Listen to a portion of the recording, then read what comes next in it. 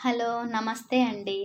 ఈరోజు మన వీడియోలో రెసిపీ వచ్చేసి ములక్కాడ టమోటో కర్రీ ఎలా ప్రిపేర్ చేసుకోవాలో చూద్దామా. దీనికి కావాల్సిన ఇంగ్రీడియంట్స్ వచ్చేసి టమాటో, ములక్కాడ, ఆనియన్, కరివేపాకు, కొత్తిమీర, అల్లం వెల్లుల్లి పేస్ట్. ఫస్ట్ అయితే ఇక్కడ మనం స్టవ్ ఆన్ చేసుకొని ఒక కడాయి పెట్టేసుకోవాలి. కాస్త ప్యాన్ హీట్ ఎక్కాక ఇందులో కొద్దిగా ఆయిల్ పోసుకుందాము.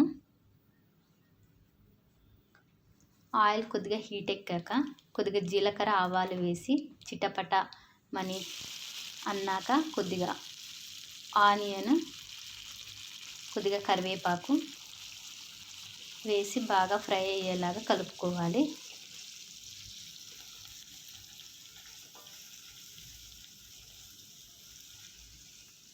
ఇలా బాగా ఫ్రై అయ్యాక మనం దంచి పెట్టుకున్న అల్లం వెల్లుల్లి పేస్ట్ను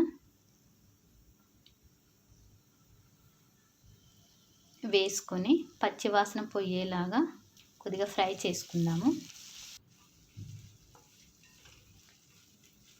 కొద్దిగా ఫ్రై అయ్యాక కొద్దిగా పసుపు కూడా వేసుకొని కలుపుకోవాలి.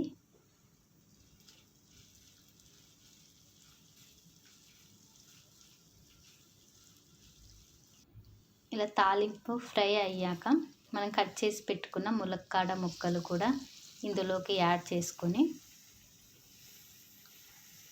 తాలింపు అంతా బాగా ములక్కాడకి పట్టేలాగా కలియబెట్టుకోవాలి.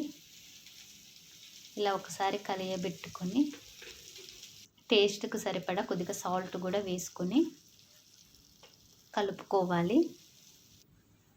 ఇలా కలుపుకొని సిమ్లో ఒక 5 మినిట్స్ మూత పెట్టి వదిలేద్దాము.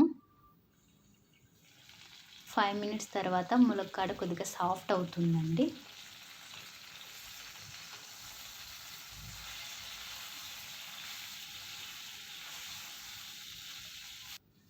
కొద్దిగా సాఫ్ట్ అయ్యాక మనం ఇందాక కట్ చేసి పెట్టుకున్న టమాటా ముక్కలను కూడా ఇందులోకి యాడ్ చేసుకున్నాము.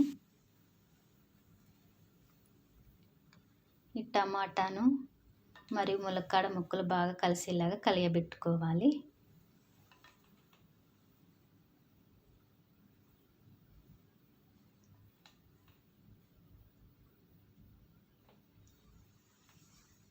ఇలా బాగా కలియబెట్టుకొని టేస్ట్కు తగ్గ 2 స్పూన్స్ చిల్లీ పౌడరు,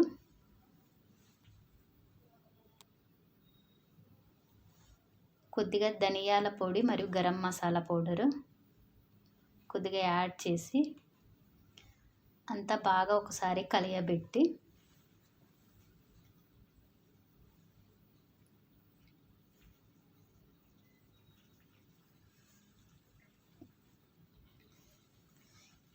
ఈ టమాటాను సాఫ్ట్ అయ్యేలాగా మూత పెట్టేసేసి వదిలేద్దాం 3 మినిట్స్.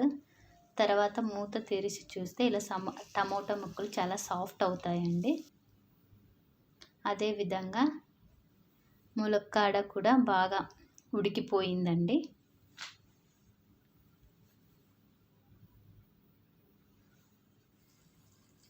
ఇక్కడైతే మనకి ములక్కాడ కర్రీ రెడీ అయిపోయింది.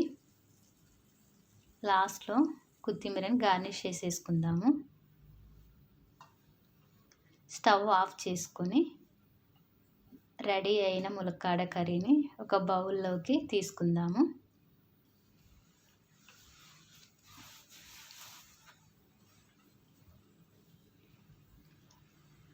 ములక్కాడ కర్రీ వేడి వేడి అన్నంలోకి చాలా టేస్టీగా ఉంటుందండి. చాలా ఈజీ ప్రాసెస్, తప్పకుండా మీరు కూడా ట్రై చేయండి. మన ఛానల్ ఎవరైనా చూస్తున్నట్లయితే please like, share and subscribe to our channel.